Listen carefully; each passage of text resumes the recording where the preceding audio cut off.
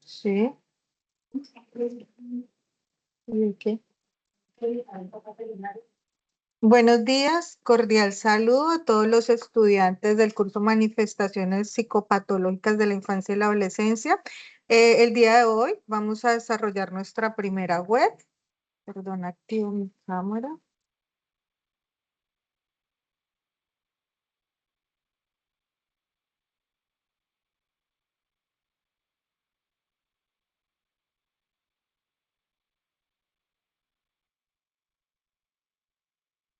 Presento la agenda. Vamos a tener pues la presentación del director y tutor del curso, objetivo de la web. Vamos a hablar sobre trastornos de ansiedad por separación.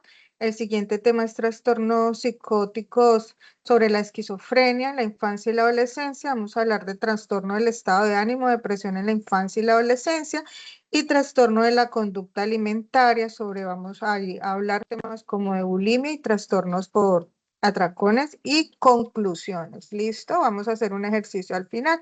Las preguntitas, porfa, al final. ¿Me escuchan bien?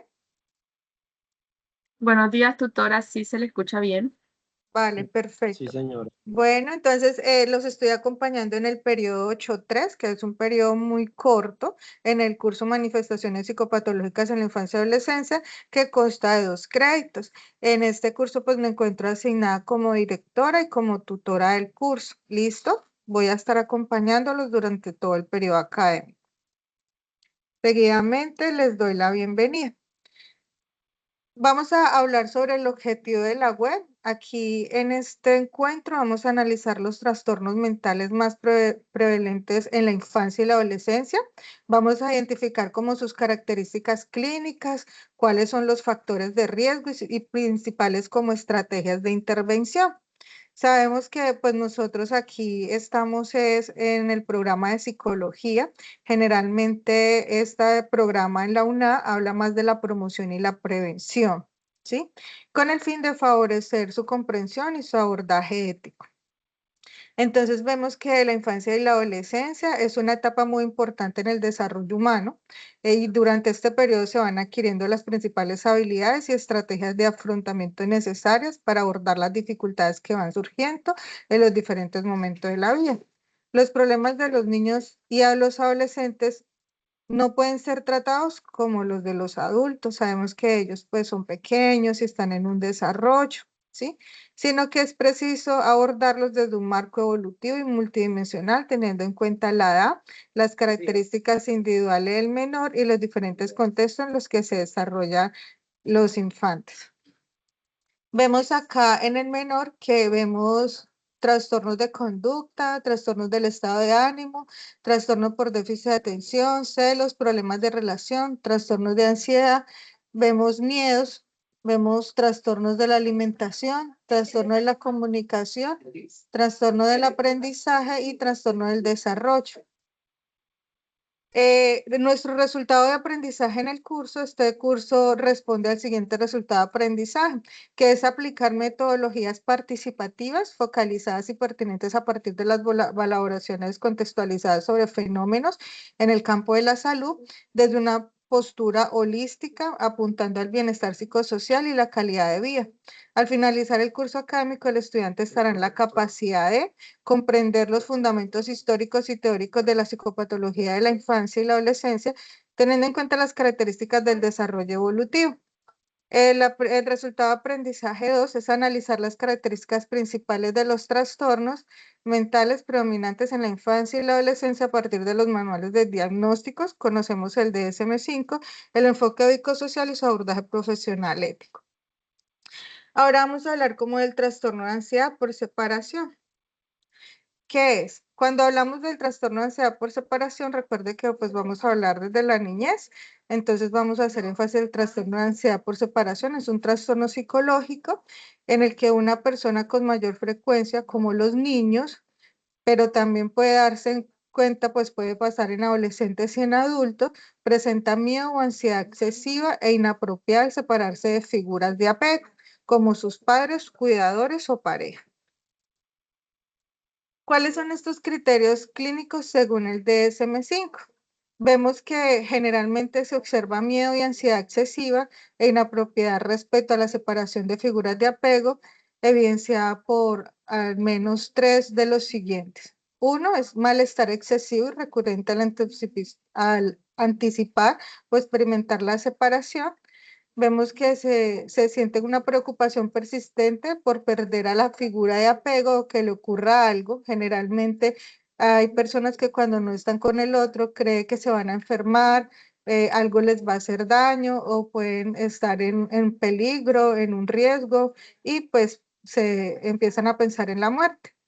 También se observa preocupación excesiva por eventos que puedan causar la separación, como accidentes, secuestros, entre otros. Se genera una resistencia o rechazo a salir de casa, ir a la escuela, trabajo u otros lugares por miedo a la separación al otro, ¿sí? Sienten miedo o resistencia a estar solo o sin la figura de apego. Se evidencia como algo negativo dormir fuera de casa o sin estar cerca de la figura de apego. También la persona puede iniciar pesadillas repetidas sobre la separación. Presentar algunos síntomas físicos como dolor de cabeza, estómago, náuseas cuando ocurre o se anticipa la separación. Ahora, cuando nosotros observamos todos estos factores, vamos a ver como la duración. En niños y adolescentes, al menos 4 semanas puede durar alguno de estos síntomas. En los adultos, típicamente de 6 meses o más. ¿Cuál es el malestar clínicamente significativo? Que la ansiedad interfiere en el funcionamiento social, académico, laboral u otras áreas importantes. Cuando nosotros pues leemos los casos que se les han sido asignados durante el curso, yo creo que ustedes observan si de pronto la persona en los otros entornos donde se relaciona se está viendo afectado su parte social, académica, laboral u otras áreas. Ahora vamos a hablar como del diagnóstico diferencial del trastorno de la ansiedad por separación en los niños. Entonces vemos el trastorno de ansiedad generalizada, que es la preocupación excesiva sobre, por ejemplo, la escuela, la salud, ¿sí? Vemos trastorno del espectro, que es la dificultad para separarse, se debe a la rigidez, esa necesidad de rutinas o dificultad con cambios, no a miedo por daño a la figura de apego.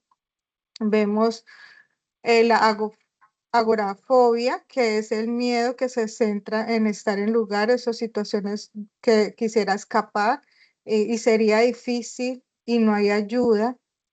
Vemos trastornos depresivos que predomina la tristeza persistente, la apatía, pérdida de interés o irritabilidad más que en el miedo intenso.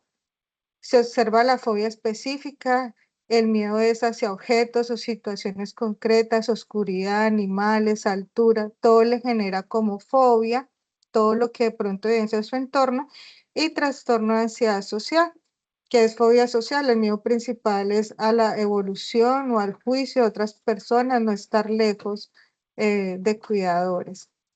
Trastorno de ansiedad por separación, vemos el miedo o ansiedad excesiva al separarse de figuras de apego o preocupación porque les pase algo. La clave para diferenciar el trastorno de ansiedad por separación, ese foco central, siempre es estar lejos de la figura de apego o que le pase algo. Vamos a ver un pequeño video. Ustedes me indican si lo escuchan. Hola, el día de hoy te hablaré sobre qué hacer para disminuir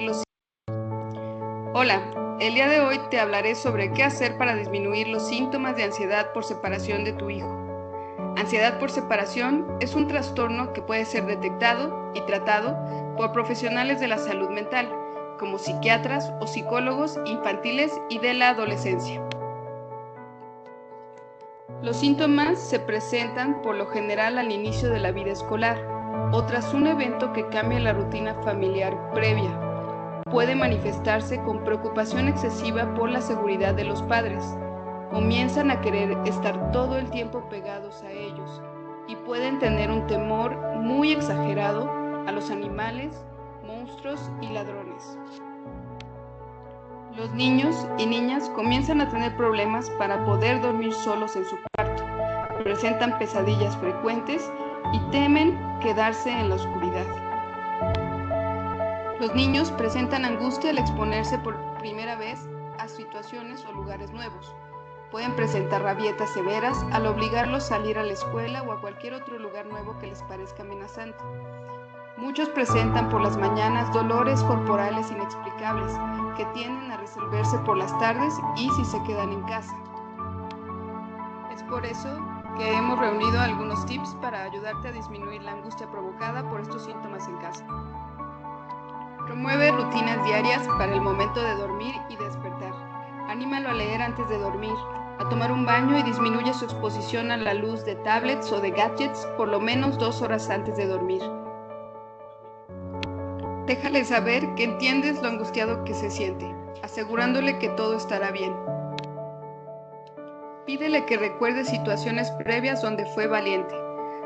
Haz de la compra de útiles escolares una aventura emocionante y feliz. Limita el contenido de películas de terror que observa en internet o por la tele. Nunca te burles de la ansiedad que le provoca estar lejos de ti. No lo regañes por sentirse angustiado. A continuación, te doy ejemplos de actividades especiales que te ayudarán a contender con los síntomas en casa. Un beso para llevar es una actividad donde todas las mañanas al salir de casa, mamá y papá colocarán un beso en la mano del niño o niña, para que cada vez que lo necesite y en cualquier lugar en donde se encuentre, pueda evocar ese recuerdo y sentir una cercanía con sus padres. El juego del adiós consiste en hacer tarjetas que contengan el número de abrazos y besos que recibirá el niño o niña antes de irse a la escuela. Otra opción es la fotografía secreta. Se trata de colocar una foto familiar al fondo del estuche de colores. Así, cada vez que lo requiere el niño o la niña, la podrán ver con discreción. Espero esta información haya sido de utilidad. Consulta este video cuantas veces lo requieras. Recuérdate que estás haciendo un buen trabajo. Si tienes alguna duda, contáctanos. Hasta luego. Listo, entonces continuamos. Pasamos a la siguiente. Listo, entonces aquí observamos aquellos factores de riesgo y protección. Vemos el área de riesgo, vemos el área de protección para los niños y las niñas. En la parte individual, el niño es temeroso, dependiente y dificultad para calmarse solo. Y en protección aprende a calmarse, desarrolla la independencia. Vemos en la parte familiar, padres sobreprotectores o ansiosos, apego inseguro, teoría del apego. En la parte de protección, padres que contienen, pero fomentan autonomía y apego seguro. En ambiental, vemos cambios en el colegio, en la casa, separaciones bruscas, experiencias negativas. Y si lo tenemos en protección, vemos unas rutinas estables, adaptación gradual al separarse. En riesgo, vemos en la parte psicológica miedos intensos, a mamá le pasará algo, ¿sí? Quiere no separarse de su mamá porque pensará que le va a pasar algo o que no va a volver, ahí presenta como una dependencia emocional. Y en la parte si está estable, vemos pensamientos en la parte estable como protección, vemos pensamientos más realistas, confianza para estar sin cuidadores. Intervención clínica sobre trastorno de ansiedad por separación en los niños. Vemos en la psicoeducación, es importante explicarle al niño y a los cuidadores qué es la ansiedad y cómo funciona, ¿sí? Terapia cognitiva conductual, debemos identificar y cambiar pensamientos catastróficos, enseñar sobre habilidades de afrontamiento. En la exposición gradual, pues habla de separaciones progresivas y controladas según la tolerancia del niño, ¿sí? Por ejemplo, estar en otra habitación, que el niño se desplace solo sin miedo y sin tener riesgo, ¿sí? Estar con otra persona de confianza, que se quede en casa y se sienta cómodo, así no esté con mamá, sino con otro cuidador. Estar solo fuera de casa o en la escuela, que en los lugares donde se desplace se sienta seguro. Enfrentamiento a padres es reducir la sobreprotección, que también pues afecta a los padres, fomentar autonomía sin invalidar las emociones. Si hablamos de técnica de regulación emocional, manejar la respiración profunda, enseñar estrategias como respiración, relajación y autoinstrucción. Vamos a hablar de refuerzo positivo, reconocer y premiar los logros, en tolerar, ¿sí? De pronto, si el niño hace algo bien, darle un incentivo o un abrazo, un beso, decir, lo lograste, se durmió solo en la otra habitación, felicitarlo. En el video miramos que pues dejarle una foto de la mamá cerca o un corazoncito, pues para que él se vaya volviendo un poco independiente. No se trata de evitar la separación, sino enseñar al niño a tolerar progresivamente. Esta sería como una clave terapéutica. Si hablamos de la propuesta de intervención psicosocial, trastorno de ansiedad por separación en los niños, vamos a ver sobre familia. En familia, fortalecer un entorno familiar seguro y promover la autonomía es orientar a los padres sobre la ansiedad por separación. No solo la vive el niño, sino que uno como padre de familia también la vive, la refleja y la hace sentir en el menor. Vamos como padre a trabajar en reducir la sobreprotección y la dependencia. También establecer rutinas y límites claros con los niños y con la pareja es súper importante. Fortalecer la autonomía de manera gradual, dejar que el niño en su crecimiento realice cosas por voluntad propia es importante, como si se come algo, llevarlo a la basura, es un límite, son unas reglas, las está en la basura quedan en tal lugar, es importante pues inculcar con ellos estas rutinas. Validar emociones sin reforzar la evitación. Sabemos que somos seres humanos, somos seres emocionales. No está mal que el niño genere un llanto por un disgusto. No está mal que la madre pues se sienta insegura cuando deja al menor en la escuela, pero debemos intentar un punto medio para darle manejo. Cuando hablamos de la escuela, favorecer la adaptación escolar y la permanencia al niño, coordinación de docentes y orientación escolar. Vamos a hablar con el docente y ver que quede en una parte segura. Observamos una adaptación progresiva, entrada gradual, acompañamiento inicial, evitar reforzar la dependencia, llamadas o permisos constantes, ¿sí? Vamos a hablar del refuerzo positivo por los logros y la permanencia del menor dentro del tiempo que debe estar en algún centro educativo. Cuando hablamos de la red de apoyo es súper importante involucrar a personas significativas y ampliar la red de apoyo. Muchas veces cuando nosotros como familia, si hay una familia de 3, que es papá, mamá, hijo, y no contamos con una red de apoyo fortalecida, pues se hace un poco complicada las relaciones porque el papá o la mamá, uno de los dos, se recarga. Por eso es importante. Ya hay otras familias pues que no cuentan con la red de apoyo y pues son como otras historias. Debemos involucrar cuidadores alternos como abuelos, tíos o otros familiares, generar experiencias seguras de separación. Cuando hablo de generar experiencias seguras es que el niño pues encuentre un entorno seguro donde no le hagan daño, en donde no sea abusado de ninguna manera y brindar psicoeducación a la red cercana. Es importante cuando nosotros dejamos nuestro hijo donde la abuela, pues brindar como esta educación, a qué horas come, a qué horas duerme, para pues mantener una comunicación efectiva. También comunidad y contexto, promover entornos estables y protectores, promover rutinas estables y predecibles, disminuir factores estresores como cambios bruscos o conflictos, facilitar acceso a servicios de salud mental si es necesario. En objetivo general, podemos ver que fortalecer la autonomía y la seguridad emocional del niño a través del trabajo conjunto entre familia, escuela y comunidad, pues es súper importante. Ahora vamos a hablar de los trastornos psicóticos y la esquizofrenia en la infancia y la adolescencia. Conceptualización y características clínicas. Los trastornos psicóticos en la población infanto-juvenil son alteraciones graves de la percepción de la realidad caracterizada por, tenemos delirios que son creencias falsas, firmes, Tenemos alucinaciones, principalmente las auditivas, pensamientos desorganizados, tenemos conducta desorganizada o catatónica, tenemos síntomas negativos como la apatía o el aislamiento. En niños y adolescentes puede confundirse con fantasía o juego simbólico, mayor dificultad para diferenciar la realidad versus la imaginación. Diferencias claves en los trastornos psicóticos según la etapa del desarrollo.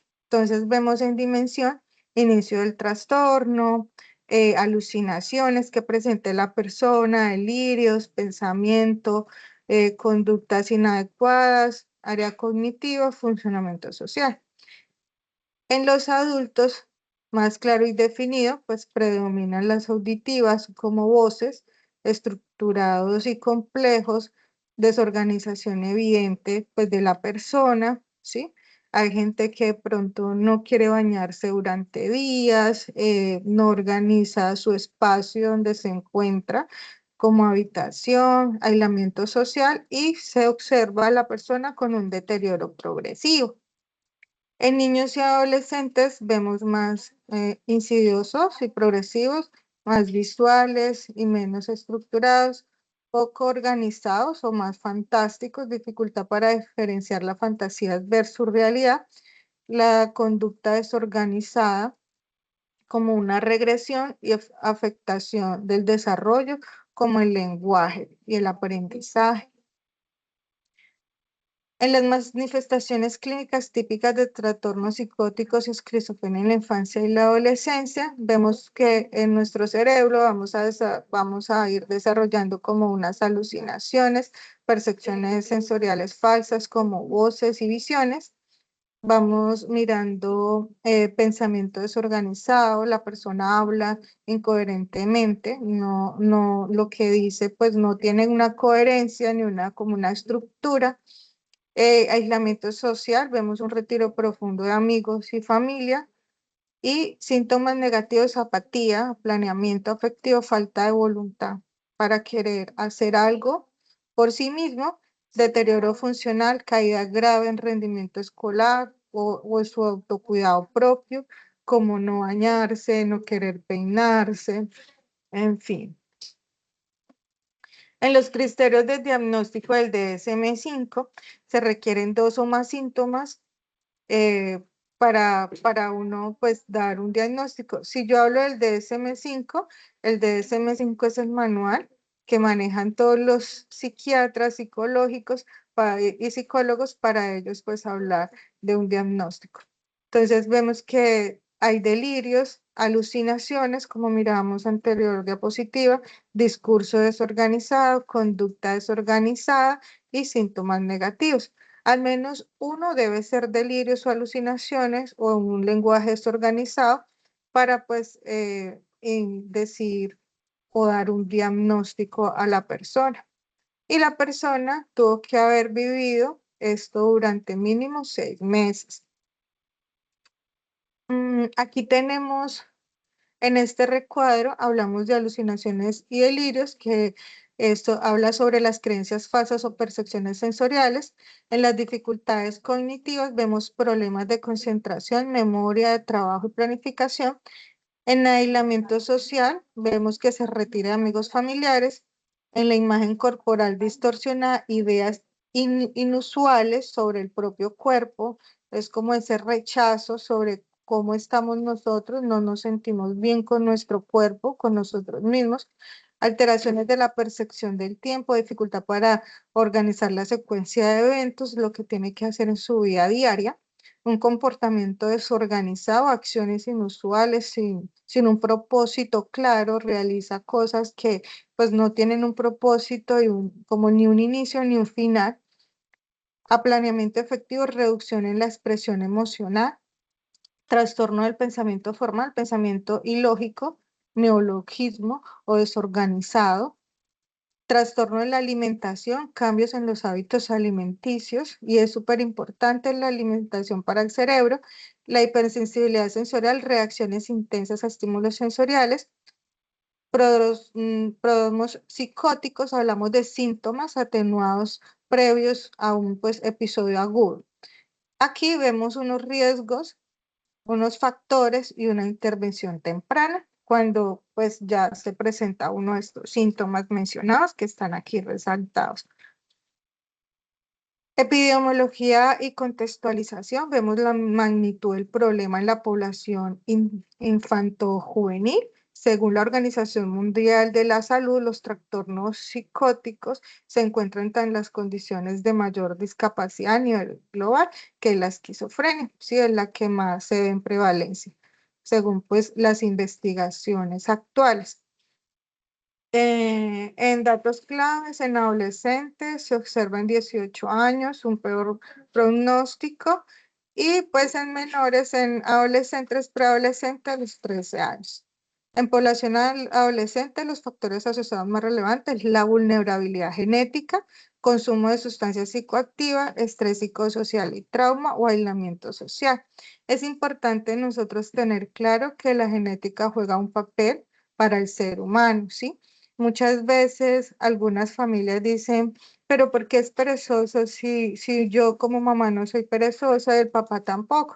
Pero nosotros cuando nacemos traemos algo de genética que quizás no lo tomamos de nuestros padres, sino puede ser de nuestros abuelos, de nuestros bisabuelos o de nuestros tatarabuelos. Por eso cuando ustedes realizan o aplican un instrumento es importante pues conocer el nivel educativo de los padres. No sé si en algún momento les han aplicado alguna encuesta porque así habla de nuestra generación, ¿sí? Análisis de factores. Tenemos factores de riesgos, trastornos psicóticos. Hay unos biológicos que pues es marcada por vulnerabilidad genética. Vemos algunos con poca sináptica excesiva en la adolescencia. Vemos complicaciones osteotécnicas. En familiares vemos alta emoción expresada, estilos de crianza inconscientes, historias familiares. En la parte social, estrés urbano y exclusión, consumo temprano de drogas, puede ser eventos vitales traumáticos o falta de red de apoyo social. Esos son algunos factores de riesgos. En los factores de protección vemos una fuerte red de apoyo social, un estilo de apego seguro. Cuando hablamos del apego seguro, pues estábamos evidenciando en las anteriores presentaciones que es ese apego donde pues hay unos comportamientos, pero con unos límites, donde se le explica al menor lo que debe hacer bien y las instrucciones que debe seguir, donde si mamá se separa por un momento, pero va a volver, no es un abandono. Acceso rápido a tratamiento es importante si nos sentimos mal, buscar ayuda es fundamental. Estornos escolares protectores, vamos a dejar a nuestros hijos, nuestro familiar en lugares donde ellos estén cómodos y les brinden una atención adecuada. Resiliencia individual y colectiva, manejar la respiración y estabilidad familiar, tener buenas relaciones. En curso y pronóstico hablamos de las fases identificadas, que son aquellas que afectan a la persona en temprana edad, que es como por ejemplo el consumo de droga a temprana edad en preadolescentes o en adolescentes sin un tratamiento, ¿sí? Generalmente, pues este tema de consumo de drogas en la parte social es donde de pronto, y es importante nosotros tener en cuenta como familia, que los menores no deben consumir drogas y debemos cuidarlo de estos entornos sociales, ¿sí? Porque pues muchas veces no es que ellos quieran, sino es la presión social. En la intervención vemos un tratamiento farmacológico que ya sería pues del psicólogo, pasaría a la psiquiatría como a terapia, ¿sí? En el psicólogo, pues nosotros, el trabajo de nosotros es como la terapia desde lo cognitivo-conductual y la psicoeducación, que lo que hacemos nosotros es como brindar orientación y hablar sobre la prevención para la mejora del funcionamiento social. Y desde la parte familiar, que es súper importante, que es donde más tiempo pues nosotros estamos en contacto y en seguimiento, es el entrenamiento a padres, reducción de estrés familiar y el fortalecimiento de la red de apoyo. Y en la parte escolar, que es una parte grande también de un tiempo donde se encuentra el menor, el niño, la niña, el adolescente o el preadolescente, es acompañarlos a esas actuaciones académicas, apoyo psicosocial. En la perspectiva psicosocial, pues en la familia es importante la psicoeducación sobre el trastorno, la gerencia del tratamiento. Por ejemplo, si nosotros evidenciamos algo, buscar ayuda. Es importante en la familia manejar la reducción del estrés familiar y expresar nuestras emociones de manera libre. Fortalecimiento de la comunicación. Yo recuerdo que un estudio que había salido cuando llegó la pandemia, pues muchos hogares se desvincularon y se separaron porque mientras cada uno trabajaba, pues era la mayor tiempo en el trabajo y no había como una comunicación. Cuando ya llegaron a convivir, pues fue un poco difícil adaptarse. Vemos que en la escuela la detección temprana de los síntomas psicóticos es importante, pues hacer una vigilancia en el menor sobre sus actitudes y ver qué síntomas presenta, acompañarlos en las adaptaciones académicas individualizadas y el apoyo psicoeducativo también es importante. No quiere decir que en el colegio pues el niño o el adolescente lo realice todo, sino que nosotros desde casa debemos brindar como este apoyo y la prevención de la estigma y la exclusión. Sabemos que en estos contextos como la escuela pasan muchísimas cosas donde de pronto el niño es discriminado, pero pues lo importante es la comunicación para fortalecer esta parte de exclusión. En la comunidad nos encontramos con programas de salud mental comunitaria, reducción del estigma hacia la psicosis, acceso a servicios especializados y hay una red de apoyo social que es importante pues nosotros hacer uso de estas. Cuando ustedes miraron de pronto el curso de psicología comunitaria, que ya me imagino que pasaron o algunos pues los tendrán pendiente, pues aquí cuando nosotros vamos a hablar de comunidad, hacemos siempre como una cartografía de cuáles son esas entidades o instituciones que tenemos cerca con unos servicios para nosotros. Si tenemos alguna dificultad de salud, podemos acceder a estos servicios, que es importante para el ser humano. Las consideraciones éticas, eh, desde los padres de familias, para nosotros acceder a algún servicio como el educativo, es importante el consentimiento informado, confidencialidad con límites en riesgo vital, la no estimación y un enfoque de derechos al niño. Ahora vamos a pasar al trastorno de la depresión en la infancia y la adolescencia. Contextualización y características clínicas. La depresión en niños y adolescentes es un trastorno del estado de ánimo caracterizado por alteraciones persistentes en lo emocional, cognitivo, conductual y somático que interfieren significativamente con el desarrollo evolutivo. Las diferencias con la depresión en adultos, vemos unas manifestaciones clínicas y típicas. Entonces acá tenemos dimensión, estado de ánimo. En adultos, el estado de ánimo se observa una tristeza predominante, ¿sí? Es observable. En los niños y adolescentes vemos una irritabilidad frecuente. Si hablamos de la expresión emocional, en los adultos vemos una verbalización clara, ¿sí? El adulto, pues, si se comunica, es claro, sensato, y en los niños vemos una conducta de rabietas y aislamiento. ¿Sí? Así ellos actúan frente a algo, pues, que no se sienten cómodos. En la cognición, el adulto expresa una culpa y una desesperanza como si llegara un problema y nunca fuera a pasar. En el niño vemos una baja autoestima y una autocrítica hacia él mismo. Si hablamos de conducta, vemos en el adulto una inhibición y en los niños y adolescentes una agitación o problemas conductuales. En el área somática, en los adultos vemos alteraciones de sueño y apetito. Por eso algunos suelen pues no dormir bien, al otro día de pronto no se siente bien, contesta mal por la falta de sueño y en el apetito pues algunos suben o bajan de peso de acuerdo pues a ese nivel de depresión. Y en los niños vemos quejas físicas, dolor abdominal Aquí, por ejemplo, tenemos una cesta, es súper importante, observa en la imagen y mira cómo la cesta está llena y todo lo que arroja, irritabilidad, bajo rendimiento escolar, aislamiento social.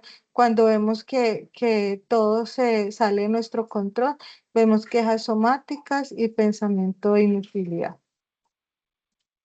En los criterios del diagnóstico del DSM-5, pues ahí que es nuestro manual para todos los psicólogos, vamos a ir conociendo, hablando sobre episodio depresivo mayor, criterios esenciales. Vemos que para uno detectar o diagnosticar, brindar un diagnóstico de algún síntoma brindado por el ser humano, pues debe presentar al menos 5 síntomas durante 2 semanas. ¿Sí? No que porque yo hoy me siento con rabietas, entonces ya me van a declarar un diagnóstico. No, recuerde que pues esa actitud de la persona debe ser repetida durante un tiempo para uno brindar un diagnóstico sobre su estado de ánimo deprimido o irritabilidad o pues una pérdida de interés. En el estudio, en los estudios que se han hecho, el manual DSM-5, su última actualización fue en marzo del 2022, pues hay un alto porcentaje de trastornos más frecuentes que se padecen los adolescentes, que es la ansiedad, la fobia social y la depresión. Estudios previos pues han estimado que son los más prevalentes sobre los adolescentes. Si hacemos un análisis, dice que la depresión no es un fenómeno aislado, sino parte de una carga psicopatológica amplia y comórbida. Bueno, entonces acá vemos unos indicadores críticos que nos hablan sobre el suicidio, perdón, e idea suicidia. Entonces, ay, se me pasó la positiva. La conducta suicida funciona como un indicador indirecto de gravedad de los trastornos depresivos en esta población. Entonces, mira, si ustedes observan las barras, miran los anuales, miran los suicidios en adolescentes, ¿sí? Intentos, mira la barra más grande, son los intentos de suicidio en adolescentes anuales en Colombia. Una ideación suicidia nacional es pues, una de la más inferior y las ideas de suicidio en la parte escolar. ¿Sí? Es súper importante hacer acompañamiento nosotros como adultos a nuestros menores. Hay unos factores, aquí hay un análisis sobre unos factores de riesgo, entonces vemos la parte biológica, es la vulnerabilidad genética, ¿sí? Los cambios hormonales también nos juegan una mala pasada en la parte cuando estamos en la pubertad, que ya nosotros pasamos por ahí. Y es importante el acompañamiento, es entender el adolescente y es acompañarlo, ¿sí? Punto número 2, familiares, depresión parental, estilos de crianza, también es un factor, y el maltrato o la negligencia también afecta al ser humano. En la parte social, el bullying, la exclusión social, el uso problemático de las redes, es súper importante como el control de las redes sociales, porque sabemos que por estos medios hay personas que se han sentido muy vulnerables en los contextos de violencia también. ¿Cuáles son aquellos factores de protección que se le debe brindar a aquellos niños y adolescentes como adultos? Pues un apego seguro, una red de apoyo social amplia y segura, habilidades de regulación emocional, unos entornos escolares protectores y un acceso a atención psicológica en caso pues, que se requiera. Curso y pronóstico, curso episódico pero con riesgo de renuncia, inicio temprano, es importante. No quiere decir que al ir al psicólogo ya necesitamos un tratamiento, no, es como una prevención de riesgos. Diagnóstico diferencial, vemos acá que hay algunos trastornos más relevantes, que es trastornos de la persona cuando es negativa y no quiere acceder a ningún servicio. Vemos trastornos por déficit de atención, algunos quisieran pues concentrarse pero se les dificulta. Trastorno de ansiedad, que es como una también alta a nivel país. Trastorno bipolar, que se requiere un especial cuidado. Trastornos adaptativos, es difícil pues la adaptación en diferentes contextos. Vemos el duelo, recuerden que el duelo pues es algo que hace parte del ser humano, es importante, pero si ya supera los 7 meses ya nos va a afectar.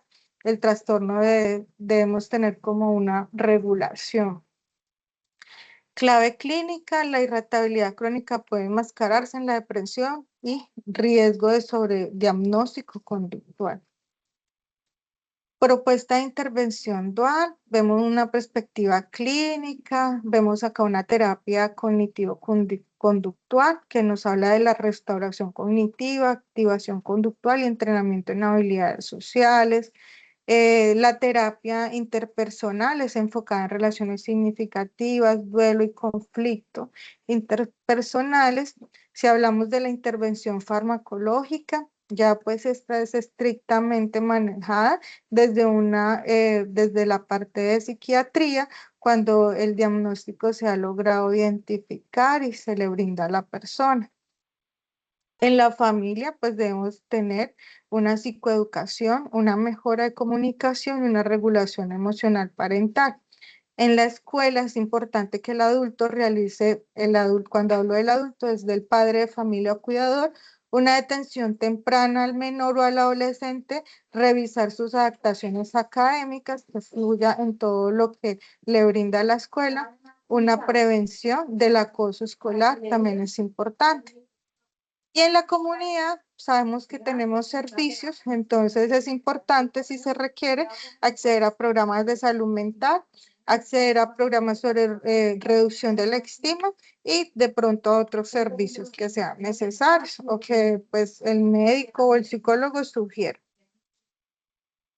En el plan de trabajo tenemos una evaluación clínica integral. Nosotros, pues en nuestro trabajo como psicólogos realizamos entrevistas con menores o con el padre de familia. Hay una evaluación de riesgo. Vamos a revisar de acuerdo a lo que nos arrojen estos datos si la persona tiene una ideación suicidia o cuáles son esos tipos de conductas. En formulación clínica vemos una integración psicosocial cultural y en el plan de intervención ya es un plan que se realiza de manera individual para la persona. Requiere que cuando nosotros vamos a evaluar a alguien, nosotros pues iniciamos, puede ser si la debilidad es en el niño o en la niña, primero con la persona y revisamos seguidamente pues su entorno para fortalecer. Consideraciones éticas que debemos tener presente nosotros en el trabajo que realizamos es un consentimiento informado, si vamos a tratar con menores o con preadolescentes o adolescentes, confidencialidad con límites de riesgo vital, detención y manejo de riesgo suicida y enfoque de derechos al niño. Ahora vamos a hablar de los trastornos de la conducta alimentaria como bulimia y trastorno de atracciones. Entonces vemos características clínicas de los trastornos de la conducta alimentaria, vemos afecciones psicológicas que se caracterizan por patrones alterados de alimentación y comportamientos obsesivos relacionados. Existen cuadros comunes como la anorexia y la bulimia. El DSM nos habla de cómo se clasifica en varias categorías la anorexia, diciéndonos qué síntomas presenta, que es la anorexia nerviosa, la bulimia nerviosa y el trastorno por atracción. También vemos cómo se afecta preferentemente a adolescentes de diferentes sexos. Es importante tener en cuenta los antecedentes familiares si nos hablan de depresión, ansiedad o alcoholismo. Antecedentes de personas como enfermedad psiquiátrica, enfermedad. Cuando nosotros vamos al médico, el médico lo primero que nos pregunta es, ¿sufre de algo? ¿Su familia pues tiene como algún antecedente, alguna cirugía? Y es como para ellos revisar esa historia actual. También vemos cambios en el patrón de alimentación. Aquí en los cambios de conducta vemos signos de deshidratación, estado de las uñas y el cabello, es importante, y pues esto también lo refleja una buena alimentación. Remitir bajo los siguientes criterios. Cuando es un momento de alarma, vemos como una desnutrición grave, una pérdida de peso. Vemos también un patrón de alimentación desestructurado, donde no hay como una alimentación saludable, alteraciones orgánicas graves. Vemos una falta de contención de comportamientos como el vómito, que se presenta recurrentemente, y presencia de afectaciones de salud mental como el riesgo del suicidio, depresión, impulsividad. Datos para tener en cuenta, y se presenta generalmente en los adolescentes y en los adultos. La comorbilidad es elevada con problemas psiquiátricos como la depresión, la ansiedad, el déficit de atención, la hiperactividad en el trastorno obsesivo compulsivo y los trastornos de personalidad. Lo mejor caracterizado, pues, lo mayor caracterizado es la anorexia nerviosa, lo que más se presenta, la bulimia nerviosa y el trastorno por atracón. Diagnóstico diferencial, tener en cuenta enfermedades que producen pérdida de peso, como endocrino-metabólicas, gastrointestinales, infecciones crónicas, patológicas psiquiatras, que pues estos lo genera desde la depresión. En los trastornos orgánicos no existen distorsión de la imagen corporal ni miedo en engordar. Vemos que la bulimia nerviosa son episodios recurrentes de atracones seguidos de conductas compensatorias inapropiadas como vómitos, uso de laxantes o un ejercicio excesivo por la persona. Y en trastorno de atracón vemos episodios de ingesta excesiva de alimentos en un corto periodo de tiempo, ¿sí? Sin conductas compensatorias por la sensación o pérdida del control. Eso quiere decir que la cantidad de alimentos es superior a la ingería en un periodo similar. Y la persona pues lo realiza una vez por semana, mínimo 3 meses. Cuando recuerden que pues para nosotros brindar un diagnóstico debe haber la persona realizado esto repetidas ocasiones, ¿sí? Evaluación e intervención, identificación de síntomas, es identificar los síntomas presentes, la severidad y el impacto en la vida del paciente. En valoración médica, rescatar complicaciones físicas y determinar el estado nutricional del paciente. En la parte de la evaluación psicológica, conductas de pensamiento relacionados con la alimentación. En la intervención integral vemos el diseño de un plan multidisciplinario, aspectos físicos, emocionales y conductuales. Bueno, entonces acá vienen unas preguntas, pueden activar sus micrófonos y ya también ustedes pueden preguntar. Vamos en la pregunta número 1, espero la mayor participación de ustedes. En la infancia, las manifestaciones psicopatológicas suelen presentarse principalmente a través de A, solo pensamientos negativos, B, conductas y emociones observables, C, diagnósticos claros desde el inicio, D, problemas exclusivamente académicos.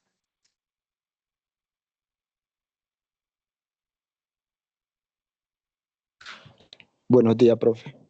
Buenos días. Profe, para mí la respuesta sería la A, porque, bueno, tocamos el tema de la infancia, es cuando, bueno, ya usted lo explicó, es cuando el niño padece de desconocimiento de algo, y es ahí donde generan los pensamientos negativos. Donde no se siente cómodo en ningún entorno, tanto el escolar, ¿sí? Ajá, y más que cuando usted tocó el tema de que cuando le hacen el cambio de habitación, pues le genera muchísimos pensamientos de que qué le va a pasar ahí, si hay un monstruo, si hay algo. Entonces él empieza a generar esos pensamientos. Muy bien. ¿Quién más que desea participar? Yo, profe, ¿me escucha? Sí. Bueno, considero que la respuesta para mí es la B. Pues porque según lo que usted explicó en la infancia, las manifestaciones psicopatológicas suelen observarse principalmente a través de las conductas y las emociones como irritabilidad, el aislamiento, las rabietas o la tristeza. Mm, Además, estos cambios son los que permiten identificar si el niño está presentando algunas alteraciones que afectan su desarrollo y su funcionamiento en diferentes contextos. ujú. Sí, digamos que ahí también la diferencia es que nosotros los adultos lo expresamos, ¿sí? Pero el menor lo expresa con sus emociones, que sería como el llanto, ¿sí? Entonces está bien. La A y la B son las dos que nos brindan como una respuesta a la pregunta, porque como lo decía el compañero inicial, ellos se sienten, los niños empiezan a pensar en cosas negativas, entonces no se sienten cómodos en ningún lugar, ¿sí? Entonces, por eso cuando hablamos y vimos el video, decía que es importante cuando vemos que un menor está como en esta fase, no decirle vamos a ver una película de terror, ¿sí? Sino que hablarle de cosas bonitas, de que si mamá se separa, mamá va a volver, de que si mamá lo lleva al colegio, enseñarle que vamos a dejarle al menos una fotico, vamos a utilizar estrategias, porque mamá en una hora pues regresará por él y no lo vamos a abandonar, que es diferente cuando nosotros entregamos nuestros hijos en un colegio o en un cuidado y no la docente nos los quita a las malas, pues ellos van a sentir que los estamos abandonando. ¿Listo? Vamos en la pregunta número 2. Una señal de alerta temprana en niños puede ser A, juego activo; B, dificultades en el comportamiento e interacción social; C, buen rendimiento académico; y D, dormir bien.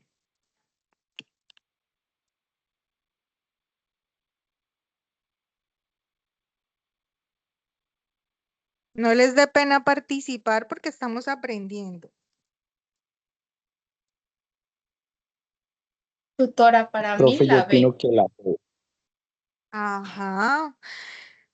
Nosotros como padres de familia le hacemos un seguimiento a los niños. Profe, ¿cómo se portó el niño? No, mira que se aísla de los demás compañeros. Cuando de pronto se le da alguna instrucción, contesta mal o bota las cosas. Se le abrió la lonchera y botó la comida. Entonces es una señal como de una alerta temprana al niño porque no está interactuando con los demás, no hay una como interacción social y hay unos comportamientos agresivos hacia los demás, ¿sí? Entonces es importante tener en cuenta como estos factores. Y también, como hablábamos del DSM-5, es importante ver cuántas veces se repite y el tiempo de duración. No quiere decir que porque pase una vez entonces ya hay que asignarle como un diagnóstico por el síntoma, sino que esto es cuando se repite varias ocasiones o durante un tiempo. ¿Listo? Vamos a la pregunta número 3. ¿Cuál de estos factores influye en la aparición de problemas psicológicos? A, solo factores biológicos; B, solo factores sociales; C, factores biológicos y psicológicos y sociales; o de ninguno.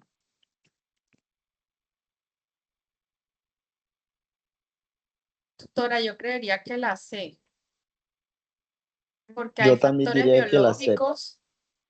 hay factores biológicos que influyen, hay factores psicológicos dependiendo de dónde, del trato que se le da al menor, y hay sociales también, porque hay que mirar el entorno del menor. Claro, digamos que es importante tener en cuenta nosotros desde la psicología, saber que hay una genética que juega. Puede jugar bien o puede jugar en contra de nosotros, ¿sí? Entonces hay unos factores biológicos, psicológicos y sociales. No solo vamos a nosotros decir, no, es mi niño que no se adapta, vamos a ver el entorno, cuáles son esos beneficios o esas estrategias que le brindan para que se sienta cómodo, ¿sí? De pronto, no, y uno también debe, bueno, vamos a ver nuestra familia, eh, quizás uno como mamá pues tampoco se adaptaba fácilmente a estos entornos, el abuelo nunca fue a estos espacios, ¿sí? Entonces es importante hacer un acompañamiento con mucho cuidado sin entorpecer como al menor. Claramente lo mirábamos desde el DSM-5 que no sería bueno regañar y tener que decir, no, es que es así, tiene que asistir, sino que ir como comprendiendo e incluir a aquellas personas con las que son red de apoyos o docentes en el proceso de pues tener paciencia e ir acompañándolo pues de manera pausada para que vaya evolucionando, ¿sí? No quiere decir entonces como no se adaptó, no lo llevo más o lo podemos cambiar también de otro lugar o de otro espacio para buscarle como esa adaptación. ¿Listo? Pregunta número 4. ¿Por qué es importante la detención temprana? A, para etiquetar al niño. B, para intervenir oportunamente y mejorar el pronóstico. C, no tiene importancia o D, solo aplican a adultos. La B, profe, Ujú. para prevenir, para intervenir oportunamente y mejorar el pronóstico. Bueno, cuando hablamos de la parte de infancia, es importante, como usted lo decía, que el estudio o el posible diagnóstico salga primero del hogar. Cómo está interactuando el niño en la parte social? Ya después Ujú. viene la parte académica, creo que es cuando uno le pregunta cómo te fue o le preguntamos al profe que cómo se está comportando el niño. Entonces, Ujú. son indicios que nos ayudan a determinar o a buscar una ayuda con un profesional y confirmar Ujú. o descartar el posible diagnóstico. Listo, perfecto. Bueno, ahora llegamos a la parte que a mí más me gusta. ¿Qué fue lo que más le sorprendió de lo que pues vimos el día de hoy? Yo voy a dejarles acá en el chat un tablerito porque me gustaría como escuchar aquellas opiniones, qué tal les pareció y la vamos a ir colocando acá para nosotros socializar y realizar una retroalimentación. La voy a dejar acá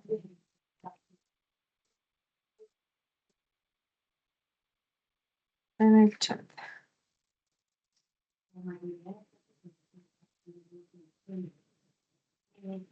Me avisan si todos pueden ingresar al padre.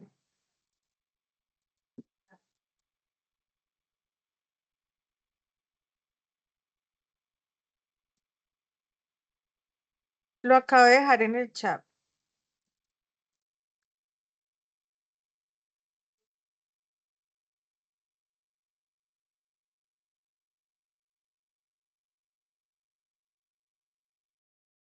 ¿Sí cuentan con el ingreso? Ah, sí.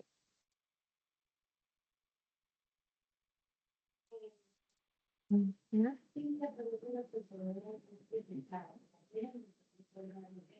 Entonces la pregunta es, ¿qué fue lo que más te sorprendió de lo que vimos hoy?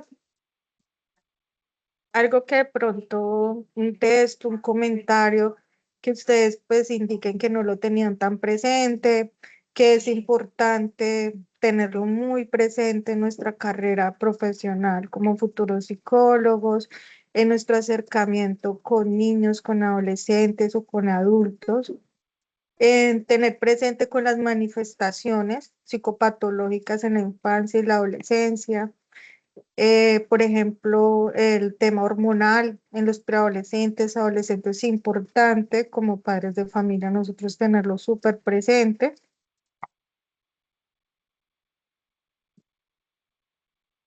Ujú.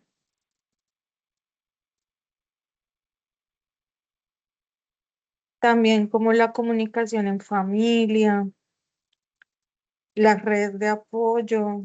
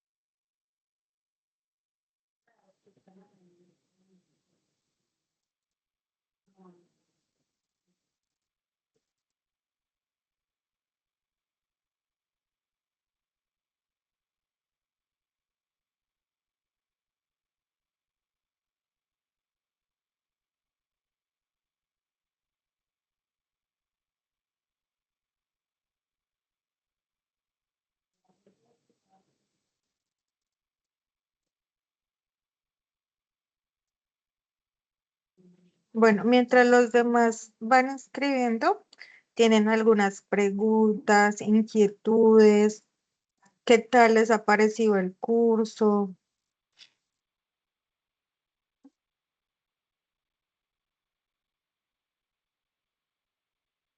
Quiero contarles que algunos están solitos en los grupos. Me asignaron unos grupos donde solo hay un solo estudiante. Entonces, para que por favor desarrolle sus actividades normales, realiza los aportes en el foro, tanto aportes individuales y colaborativos, y asimismo una vez finalice los puede cargar al entorno de evaluación y seguimiento.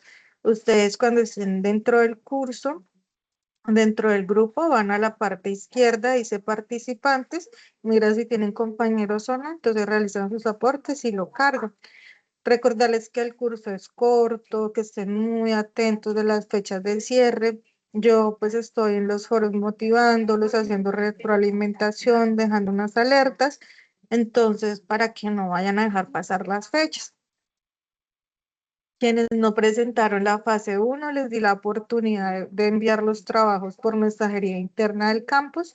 Algunos lo hicieron, otros no, entonces para que ustedes pues vean los mensajes de las fechas que se les brindan para que se nivelen en sus actividades. ¿Listo? Profe, Preguntas, dudas. le iba a Ajá. comentar algo. Lo que pasa es que en mi grupo nosotros somos 5, ¿verdad? Pero una Ajá. compañera desde que iniciamos la fase, pues se ha estado Ajá. conectando, porque sabes que ahí donde este participante nos muestra la última revisión. Entonces, Ajá. y que la compañera se ha estado conectando, pero no nos dice absolutamente nada. Entonces ya nosotros tenemos nuestra parte individual y nos queda un caso suelto, que es el caso 5. Entonces, Ajá. ¿usted qué recomienda? Pues la guía dice que cada uno debe seleccionar un caso diferente, ¿cierto? Pero pues si ya cada uno tomó su caso y abordó su caso, pues no, solo los casitos que abordaron y dejan el otro casito por fuera. Ujú. Ah, listo, profe, porque nosotros estábamos pensando bueno, en realizar el caso. Sí, no, no hay problema, Miguel, ¿listo? O también si de pronto, pues a mí me pasa que uno a veces se emociona con algo y le gusta hacerlo y terminarlo y genera un aprendizaje. Si ustedes desean realizarlo, no hay ninguna limitante, ¿listo? También como para uno generar el aprendizaje. Ah, bueno, listo, profe. Entonces ya con el grupo vamos a decidir si lo trabajamos o lo dejamos suelto. Sí, ustedes miran. Lo importante es que no se me pase como la fecha, bueno. Bueno, pues si no hay más preguntas, si no tienen dudas, me dice si la información fue clara.